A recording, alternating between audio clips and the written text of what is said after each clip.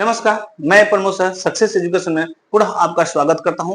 आज का वीडियो जो होगा वो सीटेट से रिलेटेड होगा और वह होगा विकास की अवधारणा एवं अधिगम से संबंधित। आप जानते हैं जो विकास की जो अवधारणा है और अधिगम से संबंधित जो है कि नहीं, टॉप 20 क्वेश्चन अभी आज लाए हैं जो कि काफी महत्वपूर्ण है। आप कह सकते हैं वेरी वेरी इंपॉर्टेंट है। इसको यदि देखेंगे तो 100% जो होगा वो सीटेट में हेल्पफुल होगा।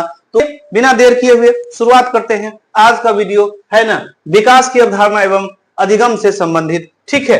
तो इस प्रकार से हम इसको जानने का प्रयास करेंगे। चलिए, यहाँ पे विकास की अवधारणा एवं अधिगम से संबंधित है ना, हिंदी में भी दिए हैं और इंग्लिश में भी दिए हैं। आपको जिसमें रुचि लगता है आराम से हिंदी में इसको समझ सकते हैं, इंग्लिश में पढ़ सकते हैं, कोई दिक्कत नहीं। चलिए तो शुरुआत करते हैं। यहाँ पे पहला जो क्वेश्चन हमारा होगा ये टॉप 20 क्वेश्चन है।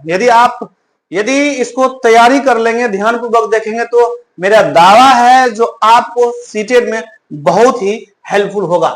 चलिए, तो बाल विकास का कौन सा गुण सत्य है? यह क्या है? यह एक समान गति से होता है। यह केवल देखिए समान तो नहीं होगा, बिल्कुल यह केवल शारीरिक होता है। केवल तो ये नेगेटिव है, होगा ही नहीं होगा। यह निरंतर एवं क्रमिक होता है, बिल्कुल यह निरंतर एवं क्रमिक होता है। जानते हैं यह वयस्कों में नहीं होता है, यह भी बिल्कुल गलत होता है, गलत है। तो जैसे कि आप जानते हैं तो यह निरंतर, ये जो हमारा जो विकास जो होता है वो बाल यानी बच्चे का जो विकास होता है वो कौन सा शब्द है? तो जैसे कि जानते हैं केवल शारीरिक यानी बाल विकास एक सतत प्रक्रिया है जो लगातार चलता है, जो जन्म से लेके है ना, जन्म से पूर्व यानी जन्म होने से पहले जब मां के गर्भ में जब शिशु होते हैं, बच्चे होते हैं, तो वहां से बच्चा का विकास होता है और जीवन भर चलता है। यह क्रमिक होता है, अर्थात विकास का एक निश्चित क्रम से क्या होता है, आगे बढ़ता है। यदि उदाहरण की बात करें तो बच्चा क्या करता है, पहले सिर उठाना सीखता है, फिर जो है बैठना सीखता है, फिर चलना, यानी यह निरंतर एवं क्रमिक होता है। ठीक है, तो यहाँ पे हो जाएगा कौन सा? सी हो जाएगा राइट आंसर। यह निरंतर एवं क्रमिक होता है। ठीक है, चलिए यहाँ पे अब आगे चलते हैं और आगे जो हमारा है वो होगा सेकेंड नंबर। सेकेंड नंबर में देखते हैं, सेकेंड नंबर जो है हमारा सो क्या है भाई? चलिए तो यहां पे बात करते हैं, क्या है? सीखना विकास पर आधारित होता है ना। इसका क्या तात्पर्य है? सीखना क्या होता है? विकास पर आधारित होता है और इसका क्या तात्पर्य है ये कहता है। ठीक है, तो देखिए सबसे पहले सीखना केवल अनुवांशिक होता है। बिल्कुल सीखना अनुवांशिक नहीं होता है, जो केवल है तो वैसे भी गलत हो जाएगा। और विकास के बिना अधिगम नहीं होता है, ये भी गलत हो जाएगा। विकास के बिना अधिगम बिल्कुल गलत है। और बालक जितना है ना विकसित होगा उतना बेहतर सीखेगा, ये 100% पॉजिटिव है। विकास को सीखना प्रभावित नहीं करता है, बिल्कुल ये भी गलत हो जाएगा। तो सीखना विकास पर आधारित होता है, इसका क्या तात्पर्य होता है? तो राइट आंसर जो हमारा होगा वो सी हो जाएगा। बालक जितना विकसित होगा उतना जो है बेहतर सीखता है। जैसे कि आप जानते हैं जो अधिगम यानी सीखना जो होता है वो बालक की मानसिक, सामाजिक और संज्ञानात्मक है ना विकास पर आधारित होता है, जैसे कि जानते हैं। और बालक जितना विकसित होता है ना उसकी सीखने की क्षमता जो होता है वो उतनी ही बेहतर होता है। ठीक है, तो विकास क्या होता है? ध्यान रखने वाली बात यह है, जो विकास क्या होता है, ध्यान रखने वाली बात है, विकास क्या होगा? बढ़ेगा। विकास क्या होगा? तो बढ़ेगा। तो इसके बाद अधिगम क्या होगा? ये अधिगम भी क्या होता है? बढ़ता है ना। अधिगम भी क्या होगा? बढ़ेगा, ये बढ़ेगा, ये इंक्रीज होगा, है कि नहीं? तो इसी प्रकार से उदाहरण के लिए मानसिक रूप से क्या करता है? मानसिक रूप से जो परिपक्व बच्चा गणित की अवधारणा जल्द ही समझ लेता है, जैसे कि जानते हैं। ठीक है, तो इस प्रकार से ये होता है। चलिए आगे बढ़ते हैं और जो है थर्ड क्वेश्चन को देखते हैं। जो थर्ड क्वेश्चन ये है क्या? ठीक है, थर्ड क्वेश्चन में ध्यानपूर्वक देखेंगे तो क्या है? यहां कहता है जो विकास की कौन सी क्षेत्र में भाषा कौशल आता है? भाषा कौशल आता है यानी कुशल आता है। भाई सामाजिक विकास बिल्कुल नहीं, संज्ञानात्मक विकास बिल्कुल, और नैतिक विकास ये भी नहीं, और शारीरिक विकास ये भी नहीं। तो भाई विकास के कौन सा क्षेत्र में भाषा कौशल आता है? तो क्या होगा? संज्ञानात्मक विकास होगा।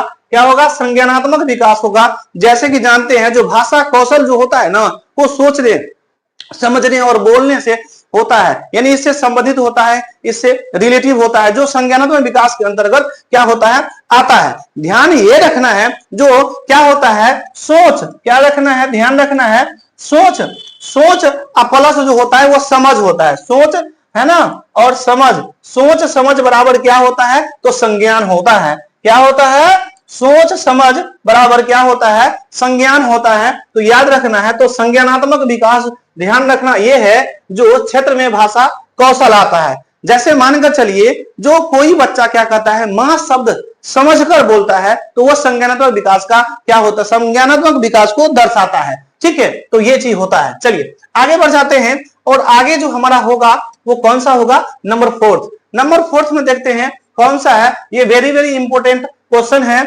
इसको यदि करेंगे तो 100% समझने में और एग्जाम के पर्पज से तो बहुत ज्यादा हेल्पफुल होगा।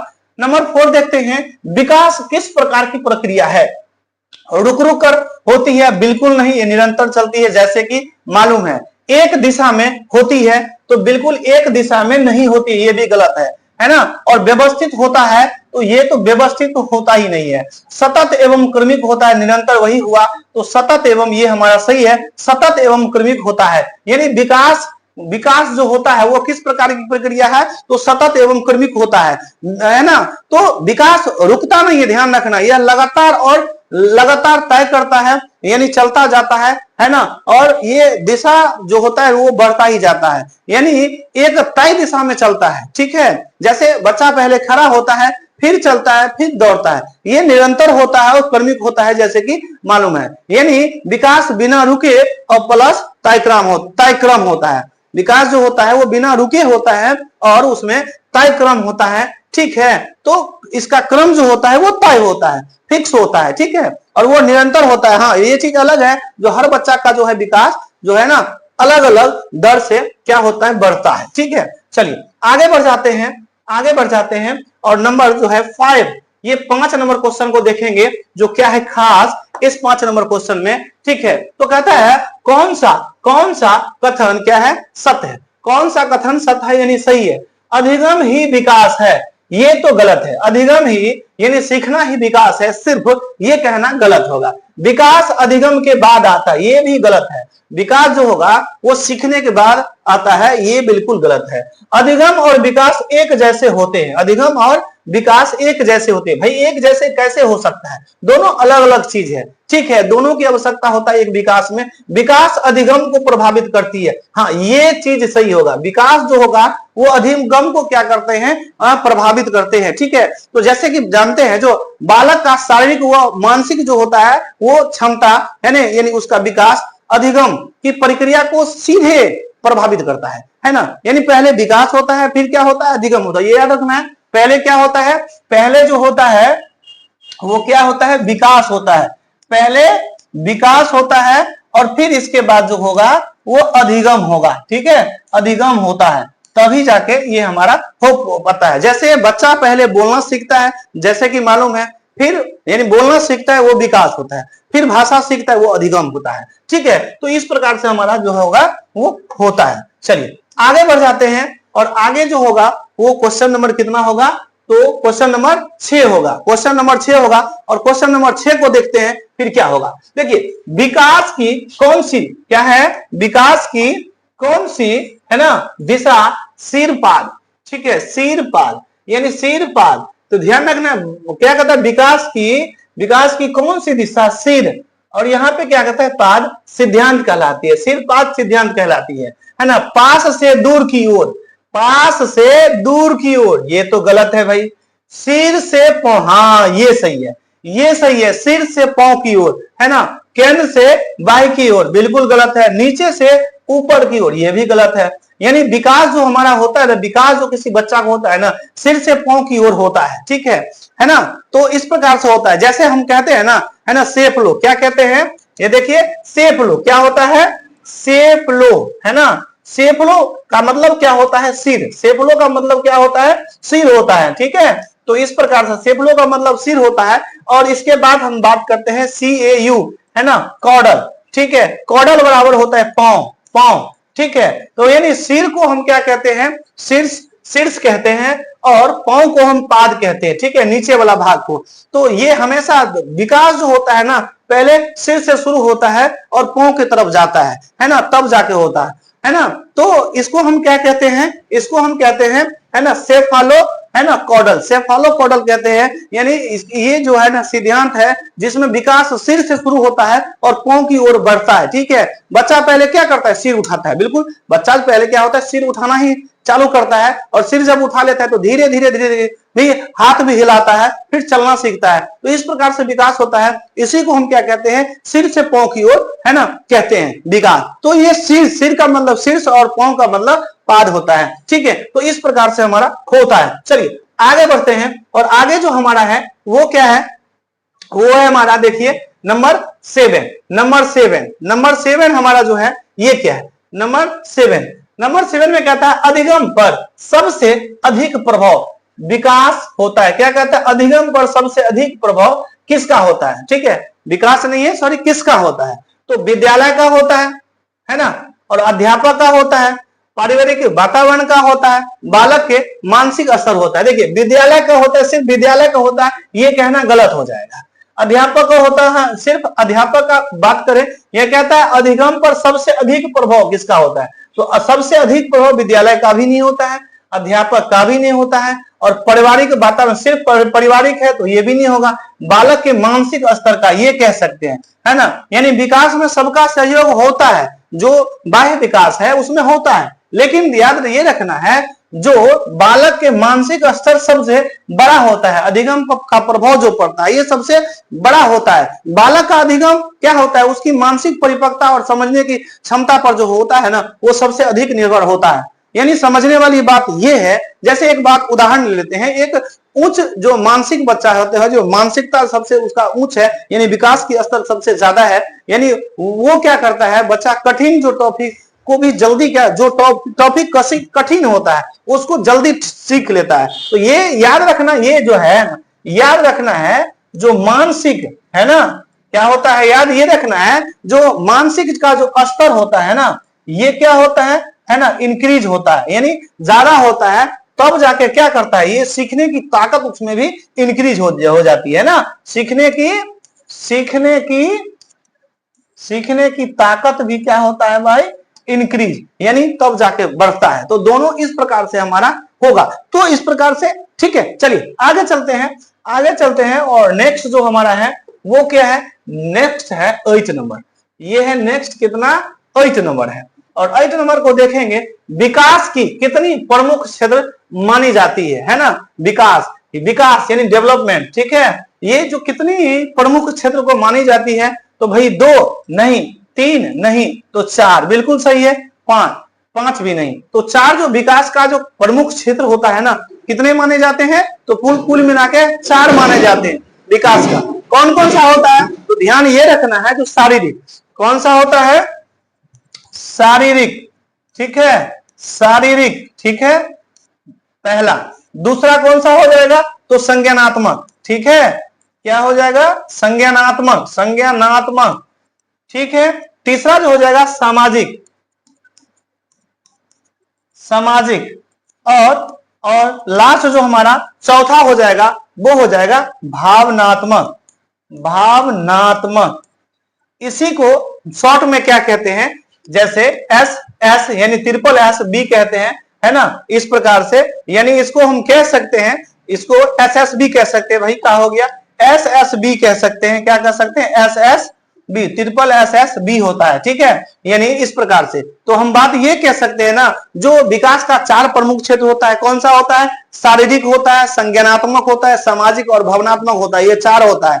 उदाहरण के लिए हम बात करें तो भाषा, फिर इसके बाद सोच, फिर दौड़ना चालू, यानी उदाहरण की बात करें तो जो विकास का जो क्षेत्र होता है ना, वो क्या होता है, भाषा पहले सीखता है, फिर सोच, फिर दौड़ना, दूसरे से व्यवहार से प्रेरित होना। तो ये सारा का सारा जो हमारा है वो किस विकास के 4 प्रमुख के अंतर्गत आता है, शारीरिक, संज्ञानात्मक, सामाजिक और भावनात्मक होता है, ठीक है। तो ये होता है। चलिए आगे बढ़ जाते हैं, और आगे जो हमारा होगा वो कितना नंबर हो जाएगा, ये 9 नंबर। अब है 9 नंबर, देखिए क्या है यहाँ पे बात करते हैं तो अधिगम, अधिगम व्यवहार में अस्थायी परिवर्तन है। अधिगम क्या है? व्यवहार में अस्थायी परिवर्तन है। यह परिभाषा किसने दी?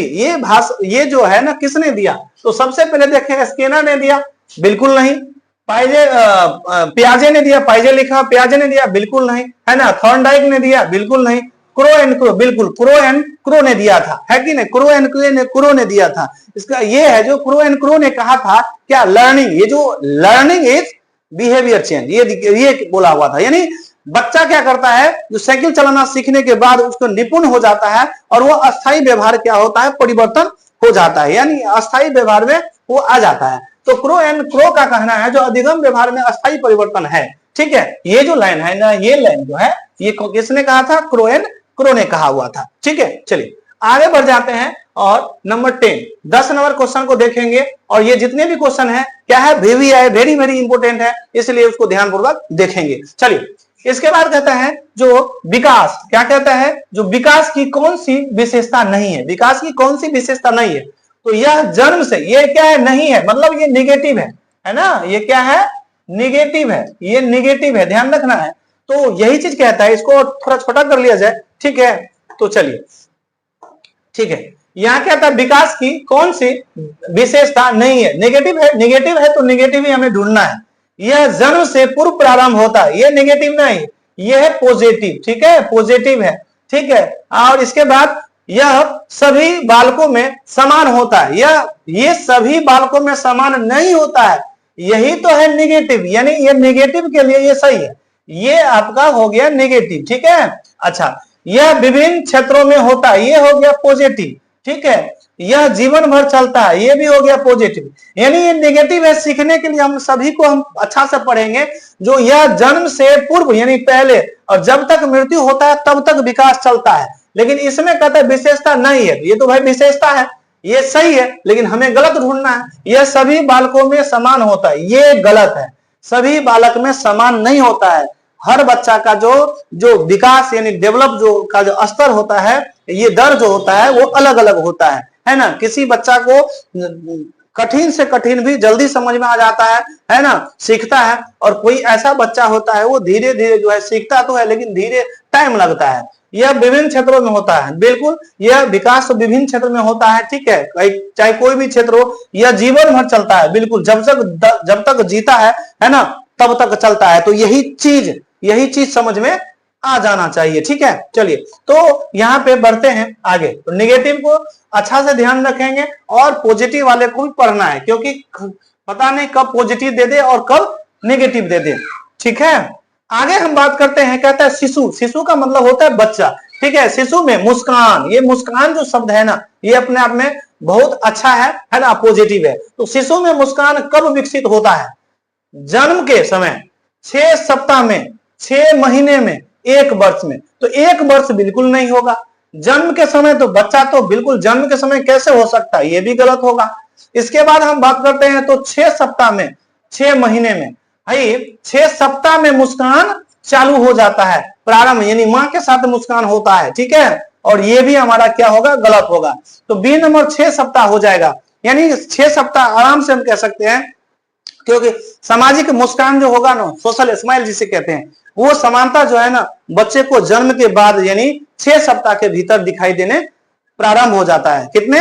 6 सप्ताह, यानी पहला मुस्कान की बात करें तो, ठीक है। बच्चा अपनी मां को देखकर भी मुस्कुराता है, तो 6 सप्ताह के अंदर ही वो प्रारंभ हो जाता है, ठीक है। चलिए आगे बात करते हैं। और आगे जो हमारा है वो कितना नंबर है? ये है 12 नंबर को देखेंगे और ध्यान से जो है समझेंगे, ठीक है। तो 12 नंबर, 12 में क्या है ना, हेड टू टेल। देखिए हेड टू टेल क्या दिया हुआ है? हेड टू टेल, यानी हेड टू टेल विकास किस सिद्धांत से संबंधित है? हेड टू टेल, हेड और टेल जो होता है, टॉस जैसे उछालते हैं तो हेड टेल ही तो होता है, वही चीज है, उसी से लिया गया ये चीज है, ध्यान रखना है। क्या कहता है? हेड टू टेल विकास किस सिद्धांत से संबंधित है?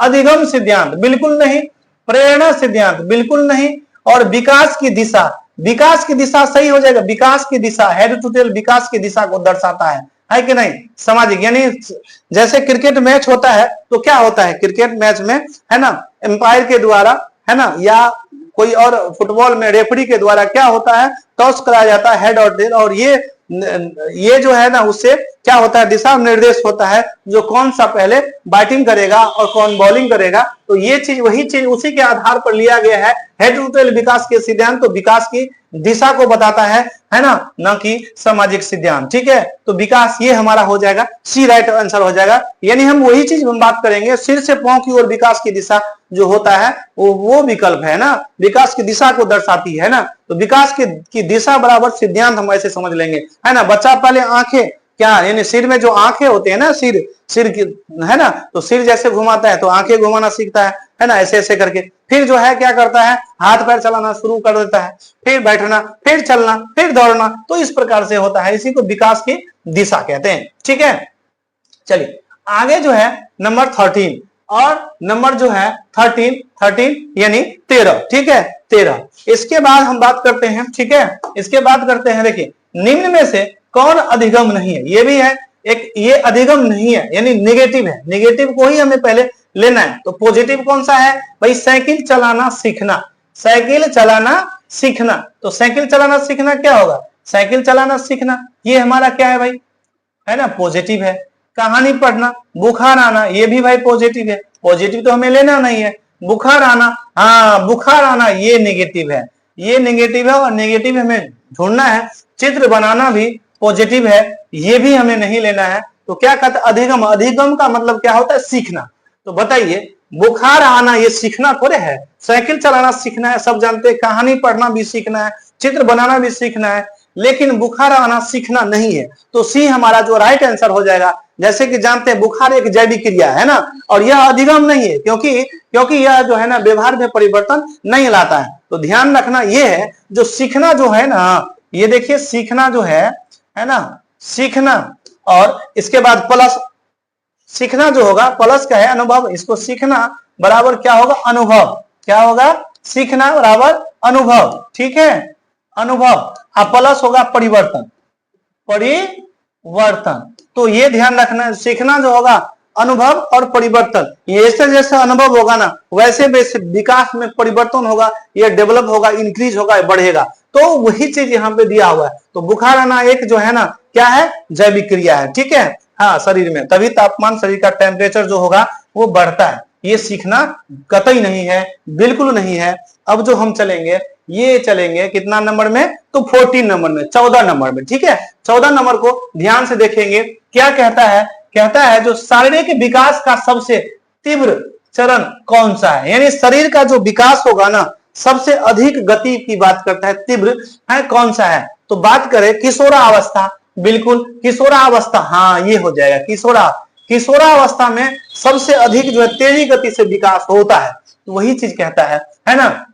इसके बात करें तो वयस्कता बिल्कुल नहीं होगा, है ना, प्रौढ़ावस्था बिल्कुल नहीं होगा, शैशवावस्था बिल्कुल नहीं होगा। तो ध्यान ये रखना है, जो किशोरावस्था जो होगा वो सबसे अधिक तीव्र चरण में जो है ना गति से विकास होता है। किशोरावस्था में क्या हार्मोनल बदलावों के कारण जो है शरीर का विकास क्या होता है, तीव्र गति से यानी अधिक तेजी से होता है। ठीक है, तो इस प्रकार से जैसे लड़की में मानसिक, जैसे लड़की होता है तो लड़की में मासिक धर्म और लड़कों में आवाज का भारी होना, ये सारा ये किशोरावस्था की क्या है, पहचान है। तो यही चीज है, किशोरावस्था की पहचान के बाद होता है वहां पे विकास क्या होता है, किशोरावस्था में अधिक होता है, ज्यादा होता है। ठीक है, तो यहाँ पे वो चीज बात है। ठीक है, और आगे हम बात करते हैं कितना नंबर, 15 नंबर। और जितना भी है ये काफी इंपोर्टेंट है कि नहीं। और चैनल पे नहीं है तो जरूर चैनल को सब्सक्राइब कर दीजिए और वीडियो को लाइक कर दीजिए। और कुछ यदि पूछना है ना विशेष, तो कमेंट भी कर सकते हैं आराम से। ठीक है, अपना प्ले स्टोर पे सक्सेस एजुकेशन सर्च करेंगे तो वहां पे।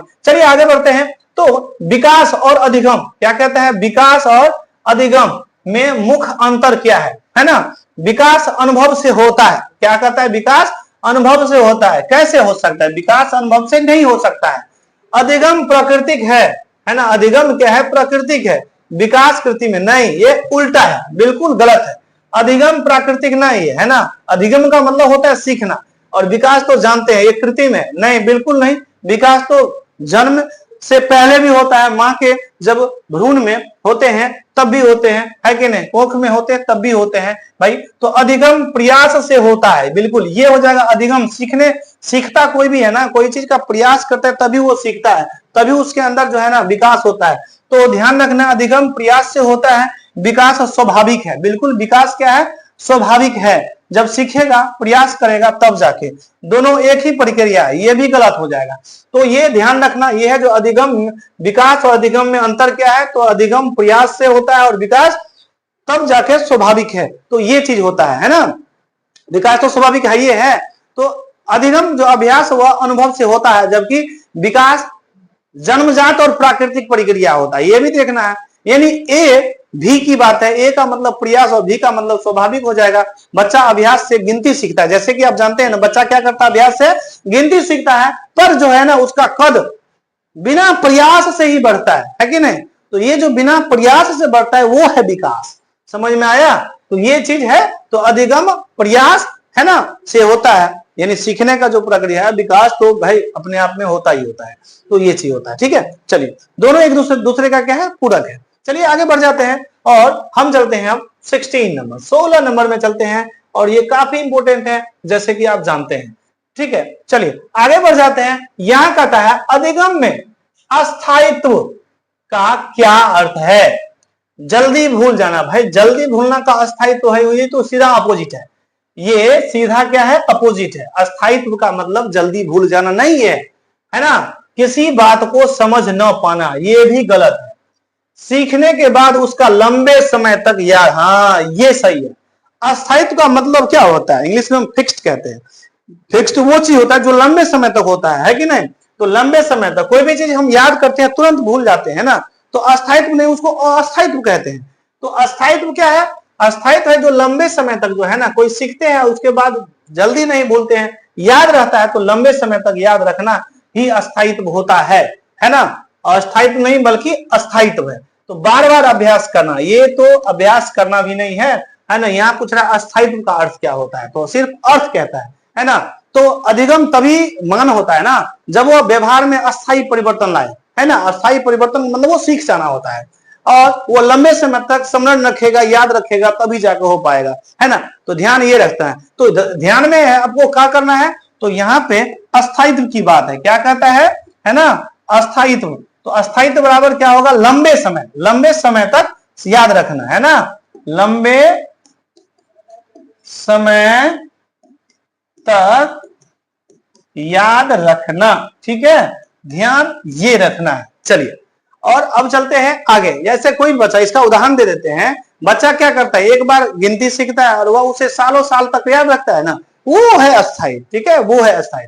चलिए आगे बात करते हैं, और बहुत ही इंपोर्टेंट है 17 नंबर, ठीक है। बहुत ही अच्छा सा क्वेश्चन है, समझेंगे ध्यान से, ठीक है। यहाँ कहता है अधिगम और विकास में कौन सा कथन गलत है ना। अधिगम और विकास में कौन सा क्या है ना, इनकरेक्ट है, वो कहता है। तो जैसे कि लर्निंग एंड डेवलपमेंट, अधिगम और विकास, ठीक है। तो पहला बात करें तो अधिगम व्यवहार परिवर्तन लाता है, बिल्कुल गलत है, बिल्कुल गलत है। विकास में माप करना कठिन होता है, विकास में माप करना, मापना बिल्कुल कठिन होगा, ये तो बिल्कुल गलत है। विकास कितना, कौन से स्तर से अधिक तेजी से या कम से, है ना, विकास हो रहा है। तो ये चीज तो देख ही सकते हैं। अधिगम एवं सतत प्रक्रिया, अधिगम क्या है, सतत निरंतर प्रक्रिया है ना। अधिगम नहीं, विकास निरंतर है, अधिगम नहीं, तो ये भी गलत हो जाएगा। विकास प्रयास द्वारा होता है, हाँ विकास प्रयास के द्वारा ही होता है, एक ये भी बात है। और विकास तो प्रयास के द्वारा होता ही है, और विकास ये निरंतर चलता है ना, किसी बच्चे में, है ना। और जन्म से पहले से शुरू होता है ना। और जब हम प्रयास करेंगे, कोई चीज सीखने का प्रयास करेंगे, तो भी विकास क्या होगा, होगा ही होगा। तो ये चीज होता है ना, डेवलपमेंट तभी जाके हो पाएगा। चलिए और इसके बाद हम चलते हैं अब नेक्स्ट चलते हैं। कितना नंबर हो जाएगा अब, 18 नंबर को हम देखेंगे। 18 नंबर है कि नहीं। 18 में कहता है अधिगम में पूर्व ज्ञान, पूर्व मतलब पहले की ज्ञान, ठीक है, कि क्या भूमिका होती है। हाँ ये बहुत ही इंपोर्टेंट क्वेश्चन है ना। यह विरोध बनाता है, यह विरोध बनाता है, ये कैसे हो सकता, विरोध कैसे होता है। पूर्व ज्ञान ही तो हमारा सारा चीज है ना। करनी धरनी कथनी सब आता है। कोई भूमिका नहीं होता है भाई, ये भी गलत है, ये सब गलत गलत गलत नेगेटिव है। यह सहायता होता है, यह सहायक होता है, हाँ ये सहायक होगा, बिल्कुल सहायक तो होता है, यह केवल बालकों में होता है, बालक का है भाई, सब में होता है। तो ये चीज अधिगम में पूर्व ज्ञान की क्या भूमिका होती है, तो यह सहायक होता है कि नहीं। यानी पूर्व ज्ञान जो होता है ना, नए ज्ञान को आविष्कार करता है और काम करने में सहायता होता है और समझने में भी सहायक होता है ना। अधिगम को क्या करते हैं, बेहतर बनाता है भाई अधिगम। पूर्व ज्ञान, आज हम कोई चीज हम सीखते हैं, पहले जोड़ सीखते हैं फिर घटाव सीखते हैं। बच्चा जब जोड़ सीखता है ना तो जोड़ के बाद ही तो गुना सीखेगा भाई, गुना डायरेक्ट सिखाएंगे जोड़ होगा नहीं, है कि नहीं, तो कैसे हो पाएगा, पहले तो जोड़ तो सीखना पड़ेगा। तो पूर्व ज्ञान है, कोई भी चीज हम जब काम करते हैं पूर्व ज्ञान से ही नया ज्ञान का जो है ना निर्माण होता है, तभी जाके हम सीख पाते हैं। ये चीज ध्यान रखना है, तो सी हो जाएगा, है ना। ये काफी क्या होगा, इट इज हेल्पफुल होगा, ध्यान रखना है, ठीक है। अब इसके बाद हम बात करते हैं कितना नंबर, तो 19 नंबर। 19 नंबर को देखते हैं और बहुत ही इंपोर्टेंट क्वेश्चन, अभी हम वेरी इंपोर्टेंट जिसे कहते हैं वीवी है, तो इस प्रकार से हम आराम से हम देखते हैं। चलिए आगे बढ़ जाते हैं। आगे कहता है अधिगम की प्रक्रिया किससे प्रारंभ होती है, शुरू होती है, उद्दीपन से, है ना, उद्दीपन से, अभ्यास से, अनुभव से और परिणाम से। तो भाई उद्दीपन से, है ना, उद्दीपन से, सॉरी उद्दीपन नहीं है, उद्दीपन से, यानी ये कि अधिगम की प्रक्रिया जो है ना, ये क्या है, उद्दीपन से शुरू होता है और प्रतिक्रिया का मतलब रिस्पॉन्स तक जाके क्या होता है, पहुंच जाता है। ध्यान रखना है, जैसे घंटी बजती है तो उद्दीपन ही होता है, ठीक है। और छात्र जो है तब जाके क्या करते हैं, बैठते हैं, ये प्रतिक्रिया होता है। स्कूल की बात है, स्कूल में घंटी तो बजता है ना भाई, घंटी बजता है तो क्या होता है, तो विद्यार्थी एक्टिव हो जाता है, वो जानता है जो घंटी बज चुकी है, अब हमें क्या करना है, स्कूल में जाना है, बैठना है और पढ़ना है। तो ये चीज, ये जो हमारा है घंटी बजना उद्दीपन है, और छात्र जब बैठ जाते हैं तो उसको हम प्रतिक्रिया कहते हैं। तो ये हमारा है, ठीक है। तो चलिए आगे बढ़ जाते हैं, और आगे जो हमारा होगा वो कितना नंबर होगा, ये होगा 20 नंबर, ठीक है। कितना नंबर, 20 नंबर, तो 20 नंबर, ठीक है। चलिए इसके बाद हम बात करते हैं क्या है, देखिए विकास और अधिगम को प्रभावित बनाने हेतु शिक्षक को क्या करना चाहिए। विकास को प्रभावित बनाने के लिए शिक्षक को क्या करना चाहिए, केवल पाठ्य पुस्तक पढ़ाना, देखिए केवल ये नेगेटिव है। जब भी केवल होगा, रटने पर रटना होगा, ये तो होगा ही नहीं, ये नेगेटिव होता है, इसलिए, है कि नहीं। परीक्षा परिणाम को ही महत्व देना, अरे को ही भी तो नेगेटिव है, ये भी गलत होगा। सिर्फ परीक्षा परिणाम को ही महत्व देना नहीं भाई, सीखना होता है ना, अधिगम भी तो है।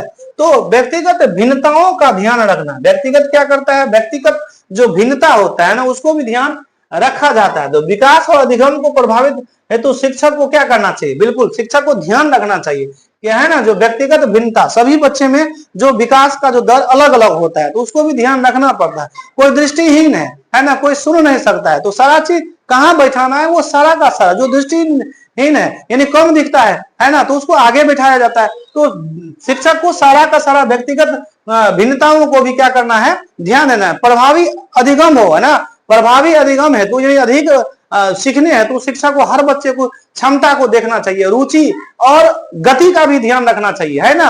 हर बालक क्या होता है, अपने आप में ध्यान रखना है, एक ही है, हर बालक अपने आप में क्या होता है, अद्वितीय होता है ना, अद्वितीय होता है, और वो सारा चीज कर सकता है, बशर्ते उसको जो क्या करना है, ध्यान देने योग्य है ना। एक छात्र चित्र बनाकर सीखता है, दूसरा सुनकर सीखता है, तो सभी का अलग अलग जो अपना अपना जो है ना तरीका है, भिन्नता है कि नहीं। तो वो सारा का सारा टीचर को क्या करना चाहिए, ध्यान में रख के ही काम करना चाहिए। तो चलिए, तो इस वीडियो को करते हैं अंत, इसको रिपीट करके अच्छा से समझिए, देखिए, है ना। वीडियो अच्छा लगा तो वीडियो को लाइक कर दीजिए, चैनल को सब्सक्राइब कर दीजिए, बेल आइकन को दबा दीजिए ताकि सभी वीडियो आप तक पहुंचे। और हाँ, एक और बात है, ये प्ले स्टोर पे जाकर सक्सेस एजुकेशन सर्च कीजिए अपने मोबाइल में और एप्लीकेशन को इंस्टॉल करके, और वहां से आप तैयारी पक्का कर सकते हैं, बैचेज ले सकते हैं। चलिए, तो धन्यवाद।